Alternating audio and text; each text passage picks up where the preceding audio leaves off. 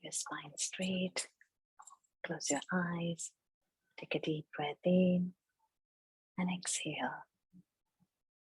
Take a deep breath in and exhale. Take a deep breath in. Hold it there. Oh.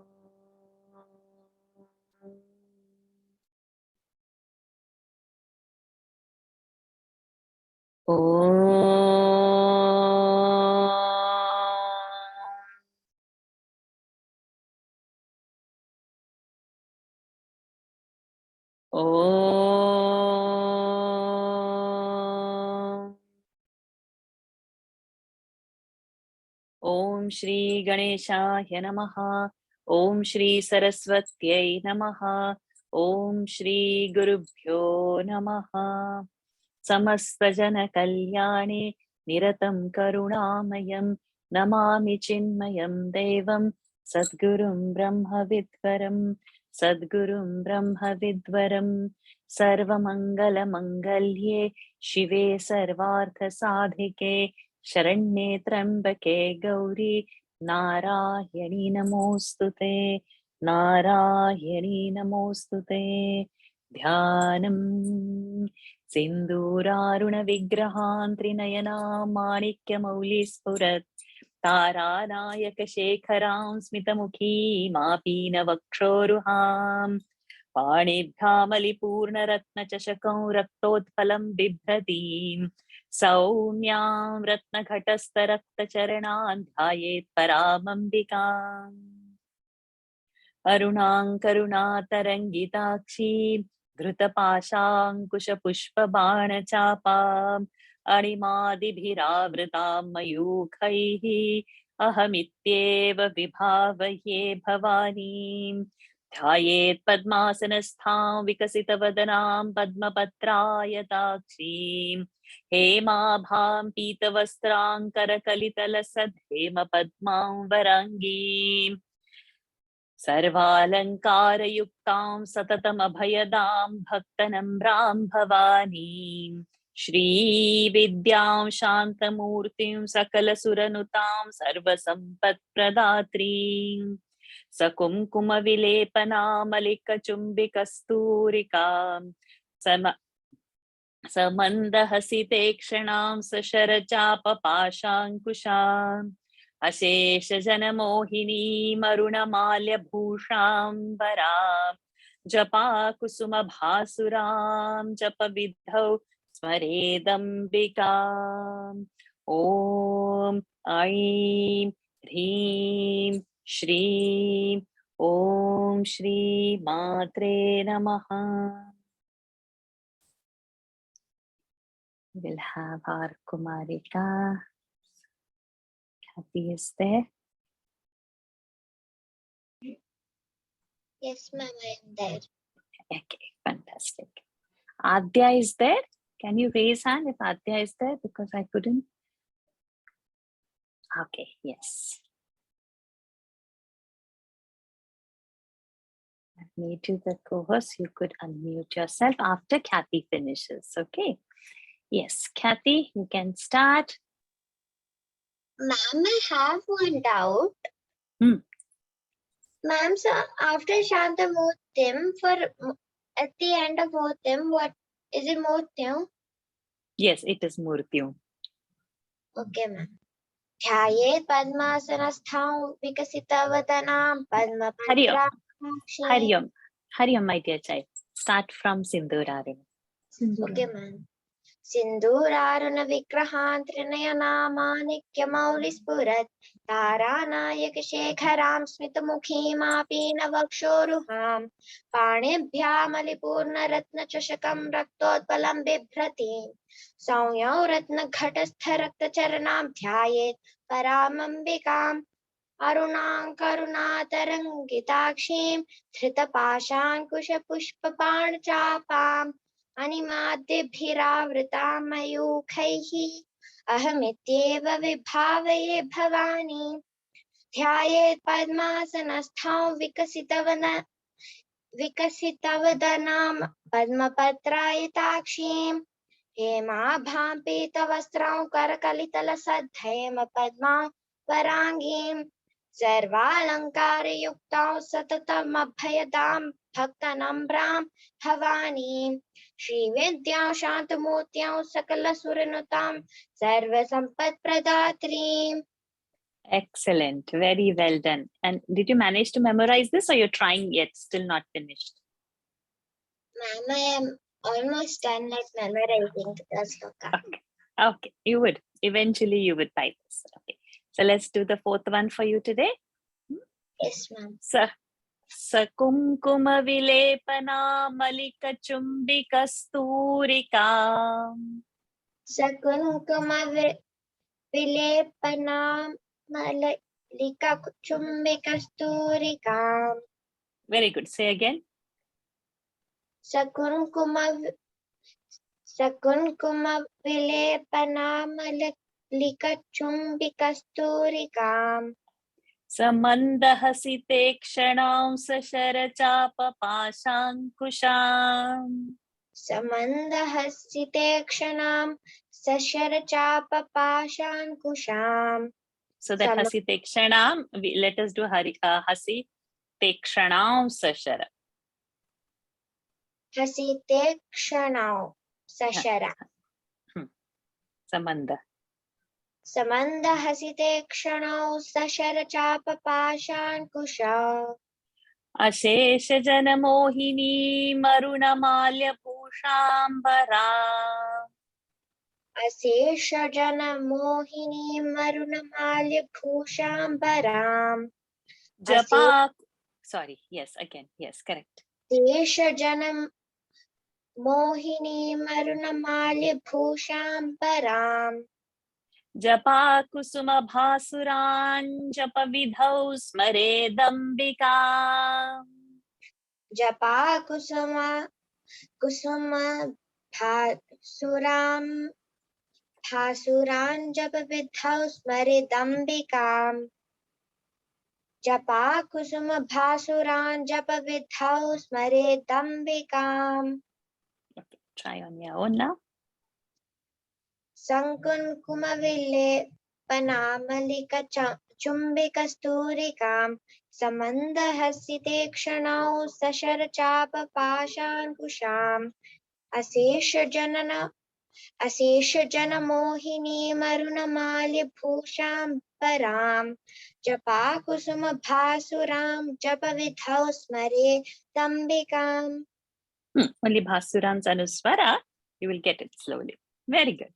Now you can mute yourself. Adya, you can unmute yourself.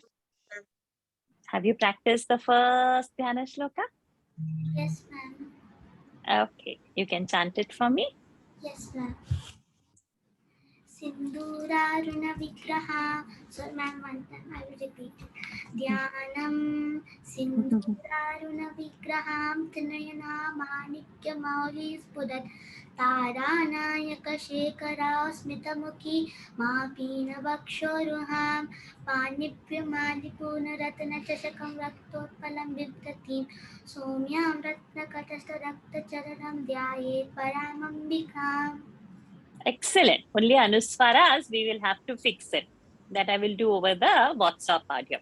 Now, when I'll go with the next second one today, that time by learning itself, you learn the correct Anuswara. So that I don't have to correct it. You have to listen carefully. Arunam. Arunam. Not Arunam, I didn't say. I didn't join my lip. Arunam. Arunam. Nang Karuna. Karuna. Tarangitakshim. Tarangatakshim. Tarangi. Tarangi. Takshim. Takshim. Arunam Karuna Tarangitakshim. Arunam Karuna Tarangatakshim. No, it's not Taranga, it is Tarangi. And don't say Arunam. Like how you say Ganga, that sound Gang. So like that, Arunam Karuna. Arunam तरंगिताक्षीं धृतपाशाङ्कुशपुष्पबाणचापा. धृतपाशाङ्कुशपुष्पबाणचापां. So how that sound came? Pashankusha, like that. Arunam Karuna. Pashankusha, Arunam Karuna. Both are same sounds. Okay, remember that. Animadibhiravrutam mayukhaihi. अनिमादिभिरावृतं मयूखैः. Ani, let it come nicely. अनिमादिभिराव Only say one word. Ani, अनि ani, अनि madi, माधि bhirabha. विराम Not B, not B. Bhi, bhira, विराम not bhira. Bhiravrita. So, ani, while you say ani, let the tongue touch the roof of the palate. Ani, madi, bhira. Bhi should go with more air outside. Bhi, like that, more force. That is a bha prana. Bhiravrutam mayu khaihi. Again, lot of air. मयूखैः Hi mayu khaihi. मयूखैः Animadibhiravruta mayukhaihi. अनिमादिभिरावृतं मयूखैः. So what you have to practice? Ani, bhira. You're saying bira. There is no bira word over there. It is bhira. So bha mahaprana you should chant.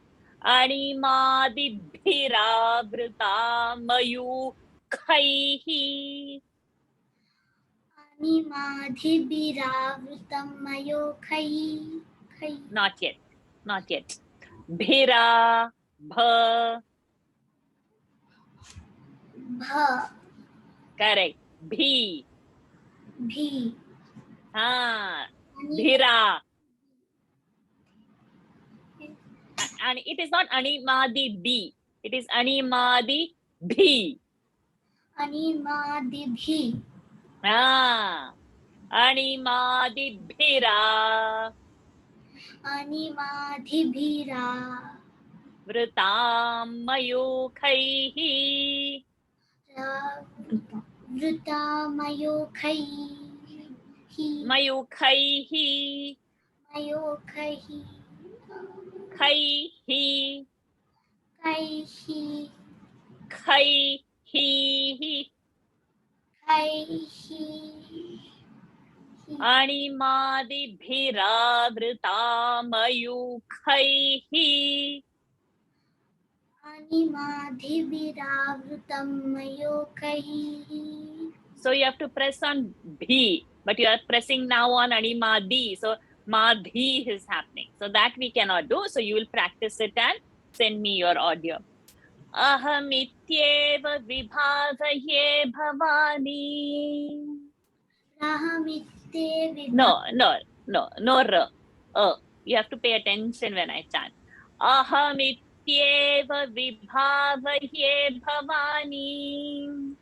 अहमित्ये विभावये Bhavani. Ahamityeva अहमित्येव vibhavaye bhavani.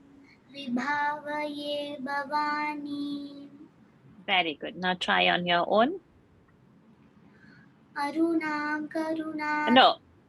Arunam, no.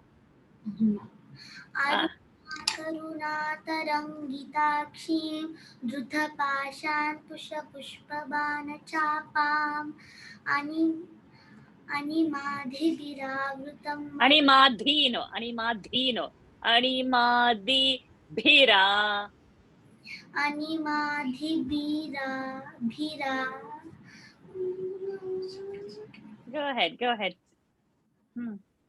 It's okay. अनिमादिभिरावृतं मयूखैः अहमित्ये Ahamityeva vibhavaye bhavani. Ahamityeva, not ahamitye. Ahamityeva is also there. Ahamityeva, say. Ahamityeva Vibhavaye bhavani. vibhavaye bhavani. Very good, my child. You're learning very fast, very nice. Now, 3 things you have to practice. That ani zana should come. Animadi, di should not be animadi. Bhiravrita. That should come very correctly. Bha mahaprana mayukhaihi. Okay. And then send me your audio. Now you can mute yourself. Hari Om, everybody. So yesterday we didn't revise the 20 verses in a go. So first we'll complete that revision and then we will go for the next set. So we have to do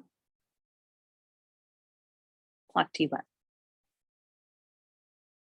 Bhavani bhavana gamya bhavaranya kutarika Bhadrapriya Bhadramurtir Bhakta Saubhagyadahini Bhakti Priya Bhakti Gamya Bhakti Vashya Bhayapaha Shambhavi Sharadaradhya Sharvani Sharmadahini Shankari Shrikari Sadhvi Sharachandra Nibharada Shatodari Shantimati Niradhara Niranjana Nirlepa Nirmala Nitya Nirakara Nirakula Nirguna Nishkala Shanta Nishkama Nirupaplava Nitya Mukta Nirvikara Nishprapancha Nirashraya Nitya Shuddha Nitya Buddha Niravadya Nirantara Nishkarana Nishkalanka Nirupadhir Nirishwara Niragara Gamathani Nirmada Madanashini Nischinta Nirahankara Nirmoha Mohanashini Nirmama Mamata Hantri Nishpapa Papanashini Nishkrodha Krodha Shamani Nirlobha Lobhanashini Nissamshaya Samshayagni Nirbhava Bhavanashini Nirvikalpa Nirabadha Nirbheda Nibhedanashini Nirnasha Mrityu Mathani Nishkriya Nishparigraha Nistula Nila Chikura Nirapaya Nirapyaya Durlabha Durgama Durga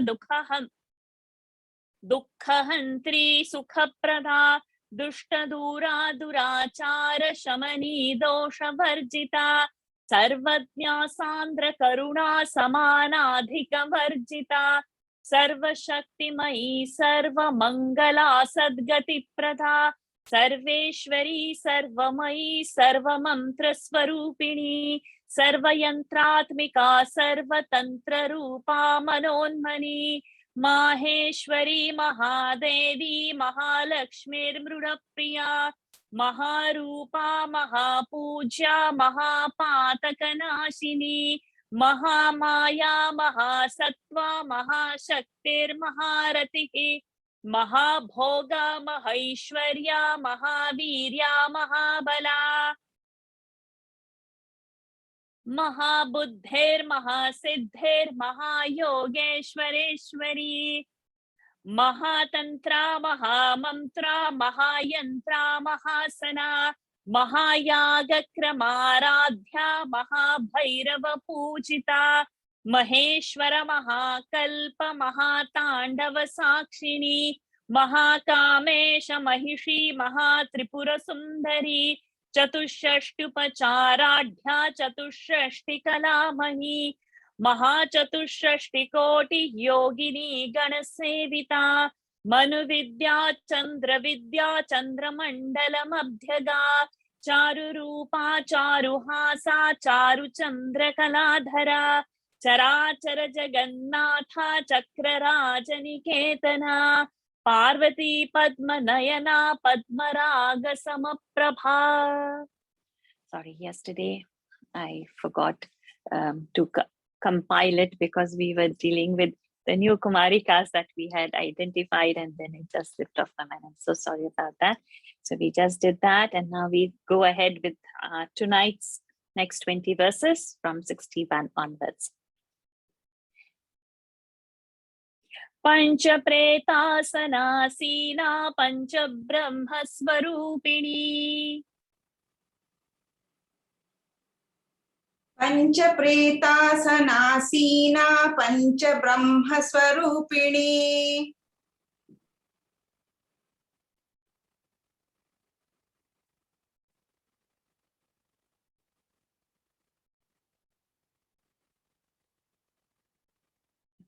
Just give me a minute.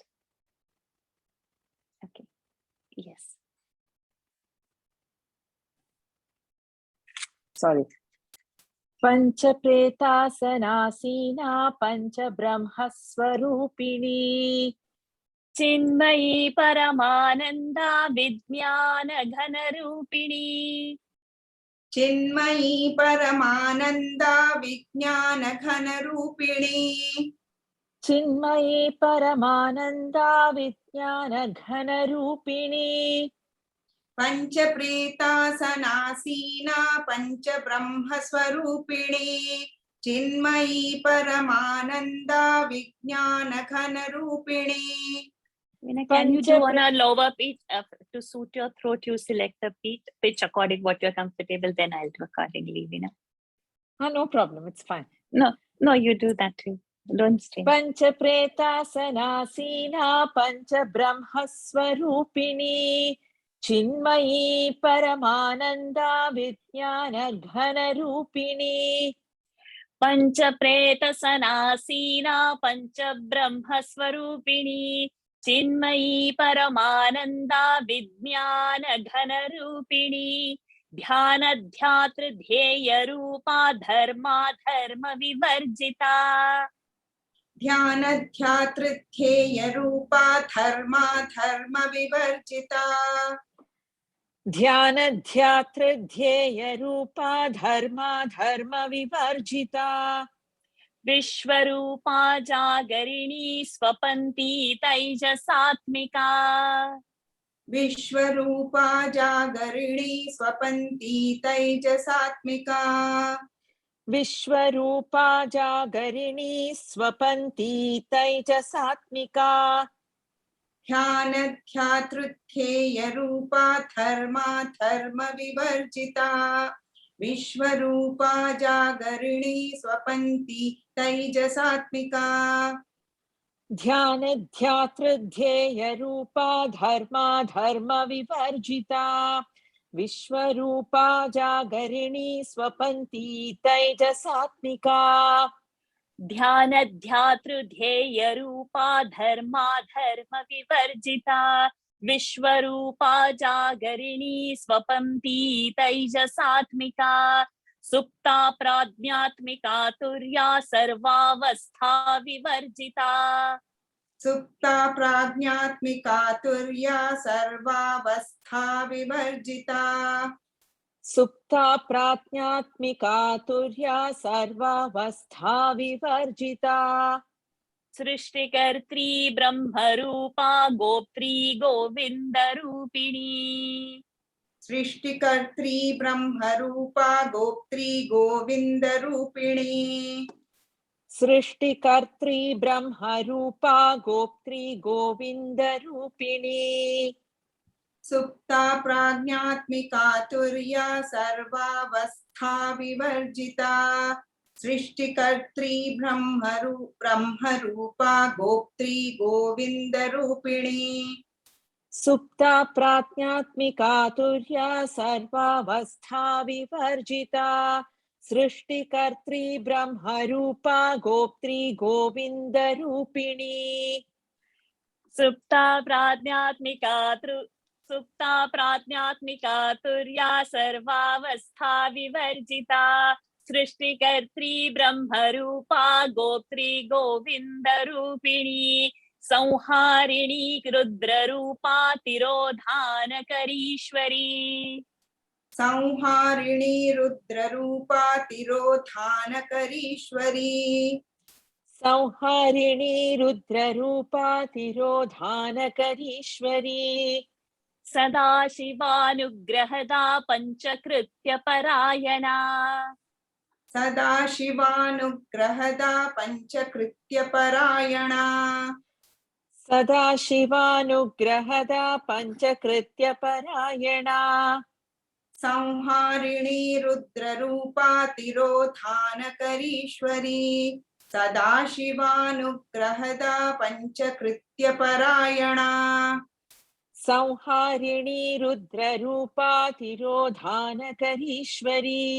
सदाशिवानुग्रहदा पञ्चकृत्यपरायणा संहारिणी रुद्ररूपा तिरोधानकरीश्वरी सदाशिवानुग्रहदा पञ्चकृत्यपरायणा भानुमण्डलमध्यस्था Bhairavi भगमालिनी भानुमण्डलमध्यस्था भैरवी भगमालिनी भानुमण्डलमध्यस्था भैरवी भगमालिनी पद्मासना भगवती पद्मनाभसहोदरी पद्मासना भगवती पद्मनाभसहोदरी पद्मासना भगवती पद्मनाभसहोदरी भानुमण्डलमध्यस्था भैरवी भगमालिनी पद्मासना भगवती पद्मनाभसहोदरी भानुमण्डलमध्यस्था भैरवी भगमालिनी पद्मासना भगवती पद्मनाभसहोदरी भानुमण्डलमध्यस्था भैरवी भगमालिनी पद्मासना भगवती पद्मनाभसहोदरी उन्मेषनिमिषोत्पन्न विपन्न भुवनावली उन्मेषनिमिषोत्पन्न विपन्न भुवनावली उन्मेषनिमिषोत्पन्न विपन्न भुवनावली सहस्रशीर्षवदना सहस्राक्षि सहस्रपात्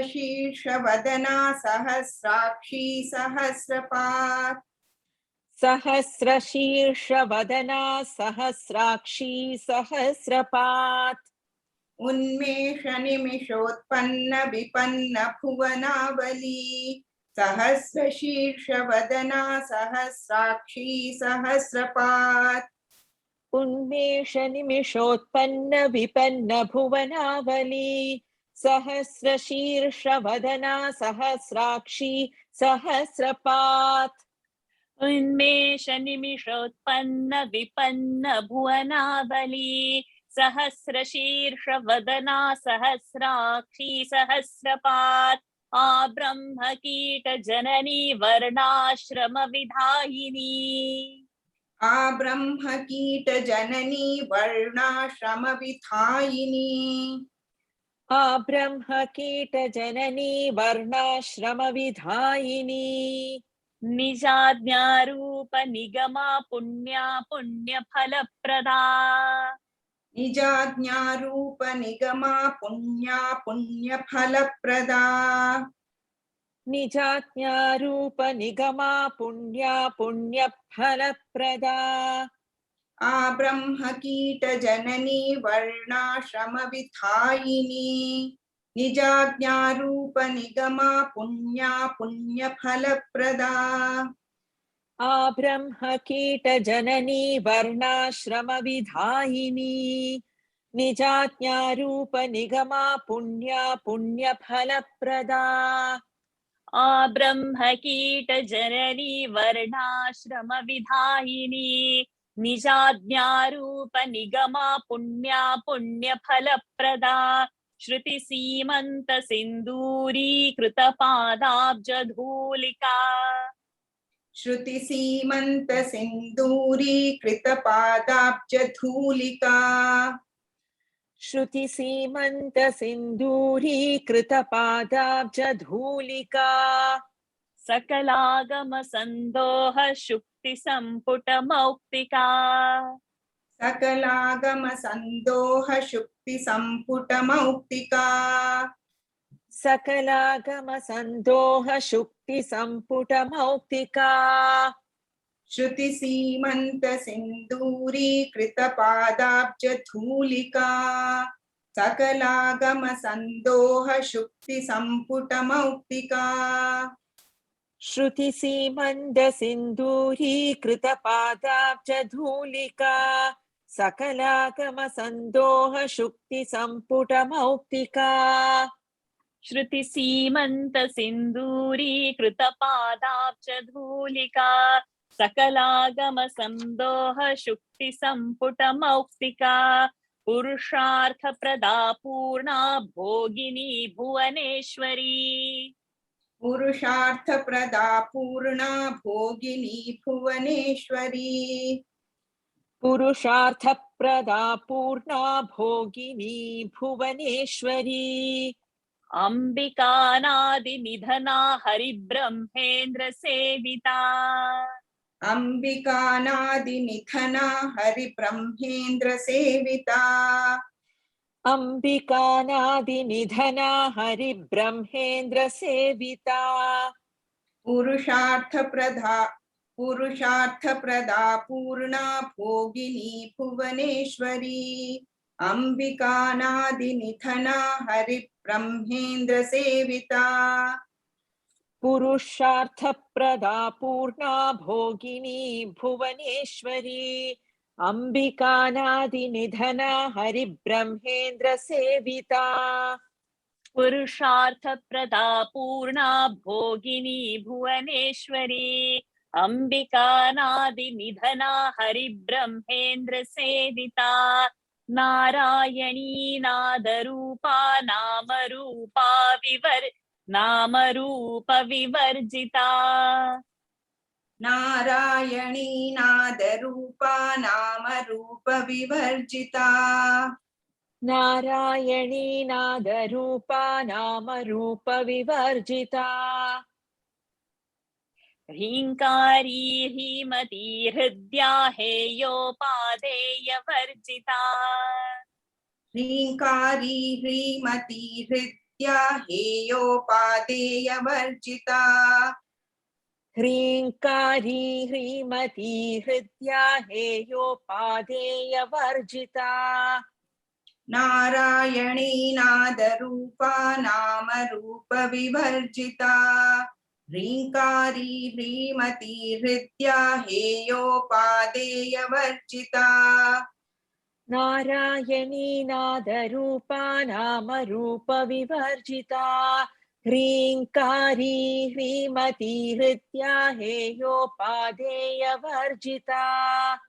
नारायणी नादरूपा नामरूप विवर्जिता ह्रीङ्कारी ह्रीमती हृद्या हेयोपादेयवर्जिता राजराजार्चिता राज्ञी रम्या राजीवलोचना राजराजार्चिता राज्ञी रम्या राजीवलोचना राजराजार्चिता राज्ञी रम्या राजीवलोचना रञ्जनी रमणीरस्यारणत्किङ्किणी मेखला रञ्जनी रमणीरस्या रणत्किङ्किणी मेखला रञ्जनी रमणीरस्या रणत्किङ्किणी मेखला राजराजार्चिता राज्ञी रम्या राजीवलोचना रञ्जनी रमणीरस्या रणत्किङ्किणी मेखला राजराजार्चिता राज्ञी रम्या राजीवलोचना रञ्जनी रमणीरस्या रणत्किङ्किणी मेखला राजराजार्चिता राज्ञी रम्या राजीवलोचना रञ्जनी रमणीरस्या रणत्किङ्किणी मेखला Rama राकेन्दुवदना रतिरूपा Ratipriya Rama राकेन्दुवदना रतिरूपा Ratipriya Rama राकेन्दुवदना रतिरूपा Ratipriya. See, we are not saying Rati Priya. Rati Priya, whenever that conjunct is coming, that previous alphabet is getting a pressure. So that has to be noted. Conjuncts are when two consonants join, like Priya, P and R has joined, Pra. So like that, then the previous consonant has a pressure. That has to be noted to get the beauty of that pronunciation.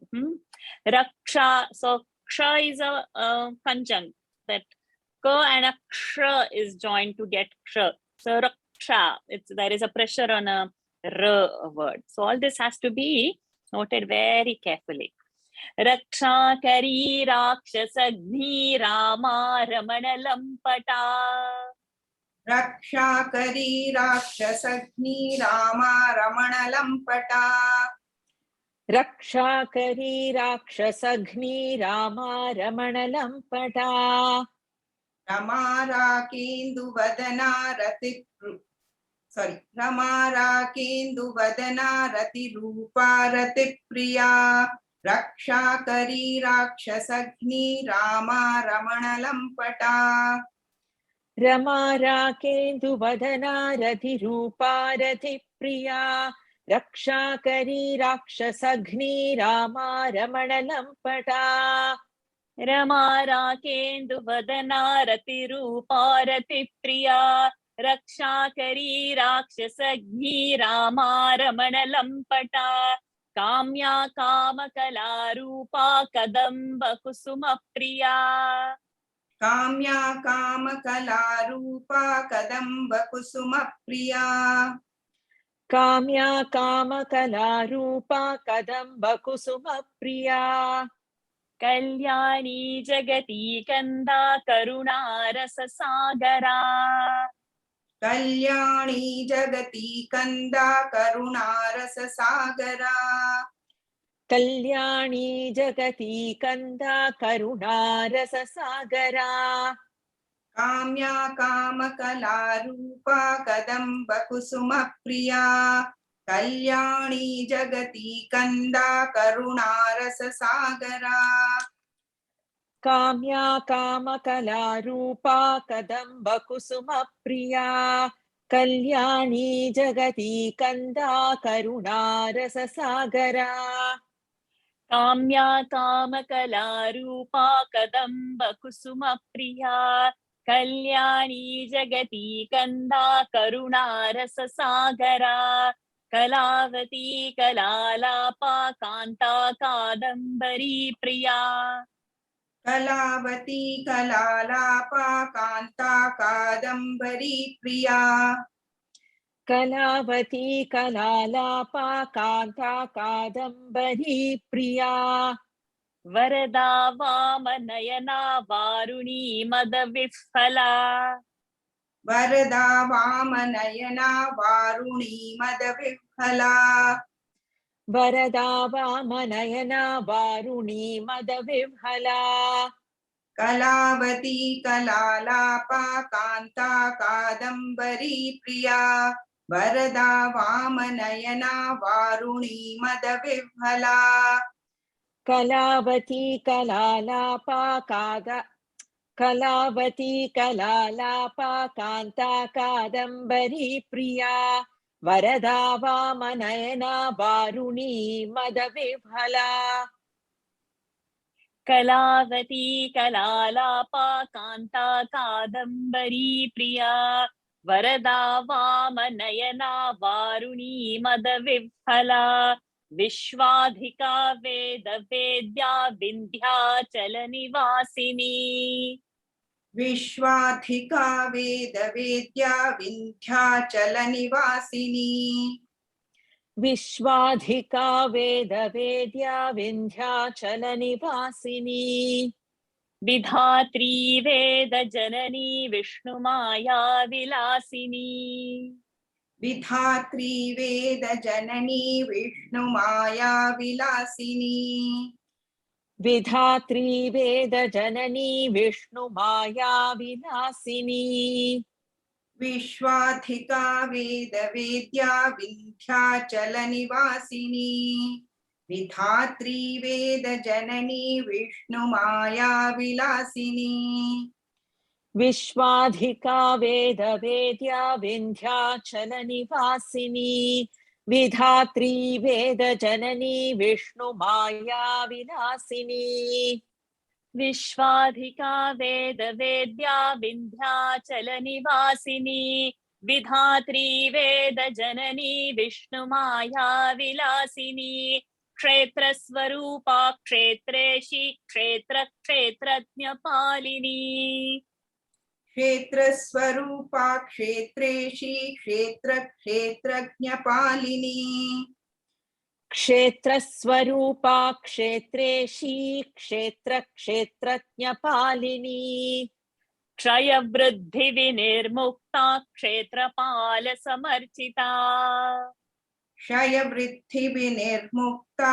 क्षेत्रपाल समर्चिता क्षय वृद्धि विनिर्मुक्ता क्षेत्रपाल समर्चिता क्षेत्र स्वरूपा क्षेत्रेशी क्षेत्र क्षेत्रज्ञपालिनी क्षय वृद्धि विनिर्मुक्ता क्षेत्रपाल समर्चिता क्षेत्र स्वरूपा क्षेत्रेशी क्षेत्र क्षेत्रज्ञपालिनी क्षय वृद्धि विनिर्मुक्ता क्षेत्रपाल समर्चिता क्षेत्र स्वरूपा क्षेत्रेशी क्षेत्र क्षेत्रज्ञ पालिनी क्षय वृद्धि विनिर्मुक्ता क्षेत्रपाल समर्चिता.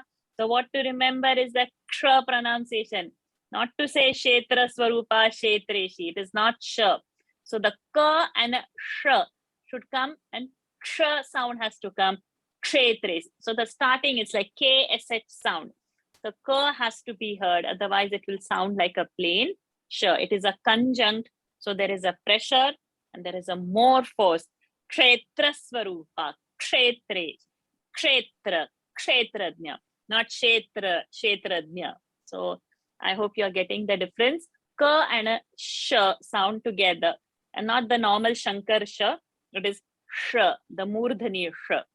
Kshetra, kshetra. So the tongue invariably, like from the gutter, the sound as though it starts and the tongue touches the roof of the palate. Kshetra, kshetra. I have to remember the ksha pronunciation. Vijaya Vimala Vandya Bandaru Janavatsala. Vijaya Vimala Vandya Vandaru Janavatsala. Vijaya Vimala Vandya Vandaru Janavatsala. Vagvadini Vamakeshi Vahni Mandala Vasini. Vagvadini Vamakeshi Vanhi Mandala Vasini. Vagvadini Vamakeshi Vanhi Mandala Vasini. Vijaya Vimala Vandya Vandaru Janavatsala. Vagvadini Vamakeshi Vanhi Mandala Vasini. Vijaya Vimala Vandya Vandaru Janavatsala. Vagvadini Vamakeshi Vanhi Mandala Vasini. Vijaya Vimala Vandya Vandaru Janavatsala. Vagvadini Vamakeshi Vahni Mandala Vasini. Bhakti Matkalpa Latika Pashupasha Vimochini. Bhakti Matkalpa Latika Pashupasha Vimochini. Bhakti Matkalpa Latika Pashupasha Vimochini. Samhrita Shesha Pashanda or Pakhanda both are okay. Samhrita Shesha Pashanda Sadachara Pravartika. Samhrita Shesha Pashanda Sadachara Pravartika. Samhrita Shesha Pashanda Sadachara Pravartika. Bhakti Matkalpa Latika Pashupasha Vimochini. Samhrita Shesha Pashanda Sadachara Pravartika. Bhakti Matkalpa Latika Pashupasha Vimochini. संहृता शेषपाषण्डा सदाचारप्रवर्तिका भक्तिमत्कल्पलतिका पशुपाशविमोचिनी संहृता शेषपाषण्डा सदाचारप्रवर्तिका तापत्रयाग्निसन्तप्तः समाह्लादनचन्द्रिका तापत्रयाग्निसन्तप्त समाह्लादन Chandrika तापत्रयाग्निसन्तप्त समाह्लादनचन्द्रिका तरुणीतापसाराध्या तनुमध्यातमोपहा तरुणीतापसाराध्या तनुमध्यातमोपहा तरुणीतापसाराध्या तनुमध्यातमोपहा तापत्रयाग्निसन्तप्त समाह्लादन Chandrika तरुणीतापसाराध्या तनुमध्यातमोपहा तापत्रयाग्निसन्तप्त समाह्लादनचन्द्रिका तरुणीतापसाराध्या तनुमध्यातमोपहा तापत्रयाग्निसन्तप्त समाह्लादनचन्द्रिका तरुणीतापसाराध्या तनुमध्यातमोपहा चितिस्तत्पदलक्ष्यार्था चिदेकरसरूपिणी चितिस्तत्पदलक्ष्यार्था चिदेकरसरूपिणी चितिस्तत्पदलक्ष्यार्था चिदेकरसरूपिणी स्वात्मानन्दलवीभूत ब्रह्माद्यानन्दसन्ततिः स्वात्मानन्दलवीभूत ब्रह्माद्यानन्दसन्ततिः स्वात्मानन्दलवीभूत ब्रह्माद्यानन्दसन्ततिः चितिस्तत्पदलक्ष्यार्था चिदेकरसरूपिणी स्वात्मानन्दलवीभूत ब्रह्माद्यानन्दसन्ततिः चितिस्तत्पदलक्ष्यार्था चिदेकरसरूपिणी स्वात्मानन्दलवीभूत ब्रह्माद्यानन्दसन्ततिः चितिस्तत्पदलक्ष्यार्था, so it's not lakshartha, lakshyartha. चितिस्तत्पदलक्ष्यार्था चिदेकरसरूपिणी स्वात्मानन्दलवीभूत Brahma, and not ब्रह्माद्या, Brahma स्वात्मानन्दलवीभूत ब्रह्माद्यानन्दसन्ततिः. This was the last verse for today. Let's revise it from where we started, all the 20 verses. Let's go ahead.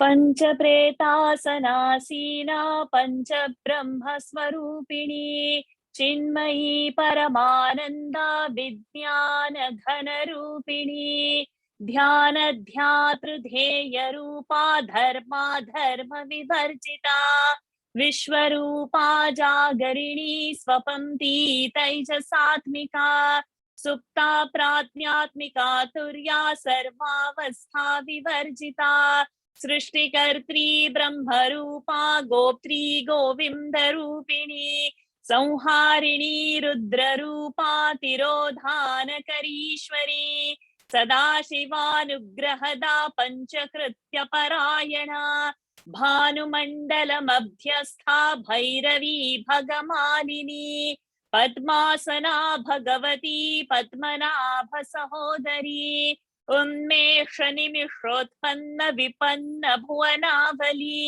सहस्रशीर्ष वदना सहस्राक्षी सहस्रपात् आब्रह्म कीट जननी वर्णाश्रम विधायिनी निजाज्ञारूप Nigma पुण्या पुण्य फलप्रदा श्रुति सीमंत सिंदूरी कृत पादाब्ज धूलिका सकलागम संदोह शुक्ति संपुट मौक्तिका पुरुषार्थ प्रदा पूर्णा भोगिनी भुवनेश्वरी अंबिका नादि निधना हरिब्रह्मेन्द्र सेविता नारायणी नादरूपा नाम रूप विवर्जिता ह्रीङ्कारी ह्रीमती हृद्या हेयोपाधेयवर्जिता राजराजार्चिता राज्ञी रम्या राजीवलोचना रञ्जनी रमणीरस्या रणत्किङ्किणी मेखला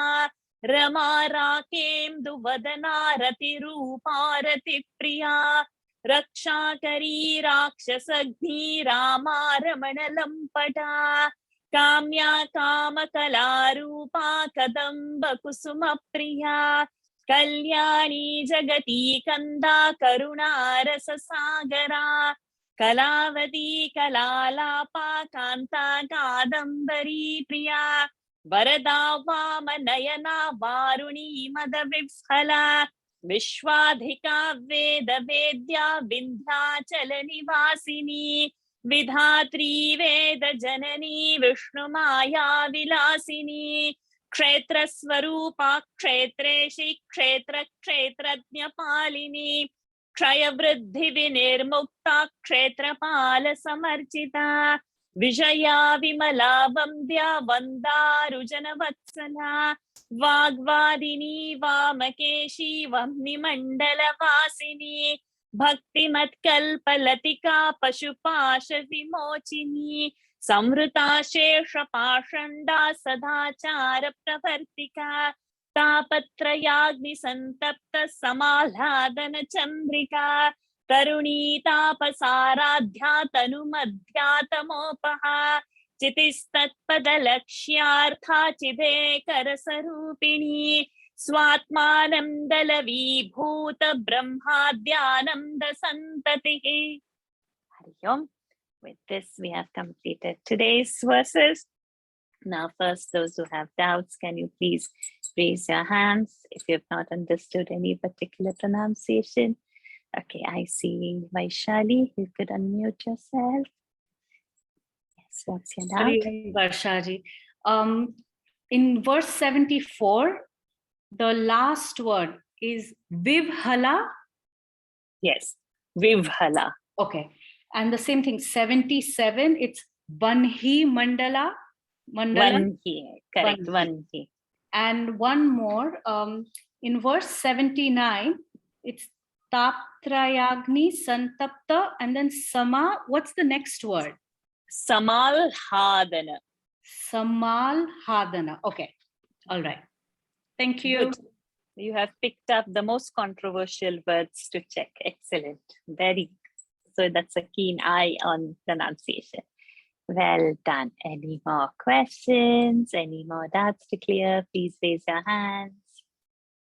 No doubts? Everybody understood it well? Awesome. Excellent. So with this, we will end tonight's session.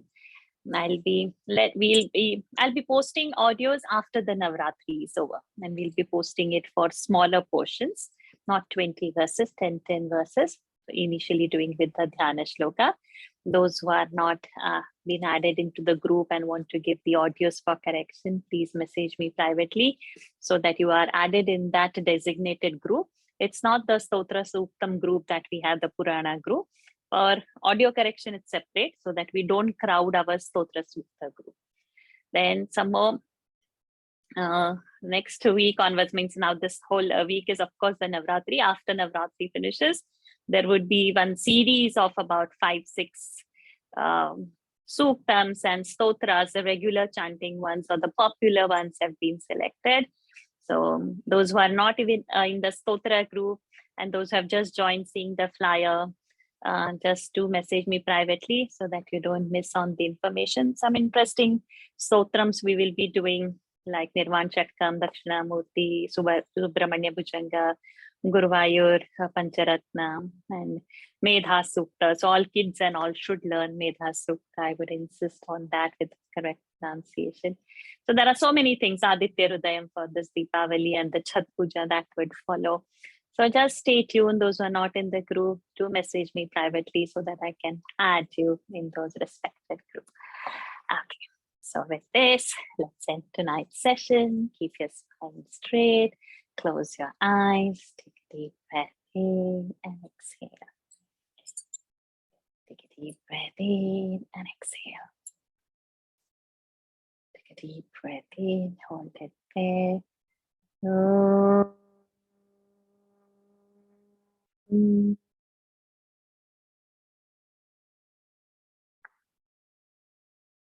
Om.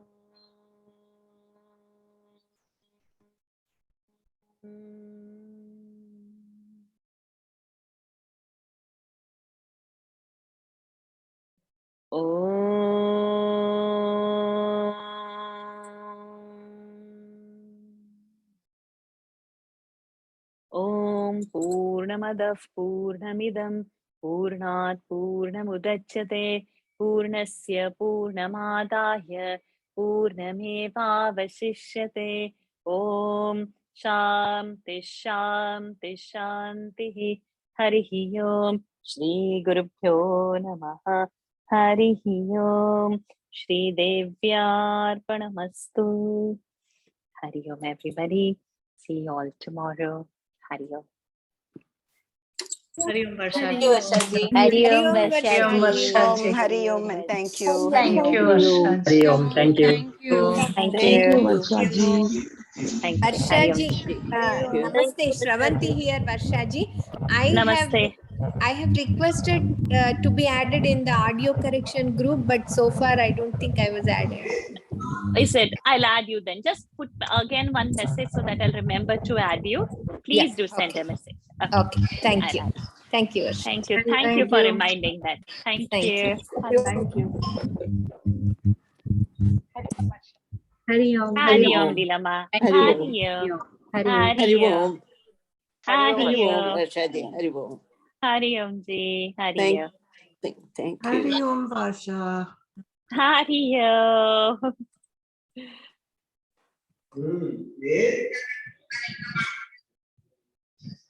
I'll be sending the session.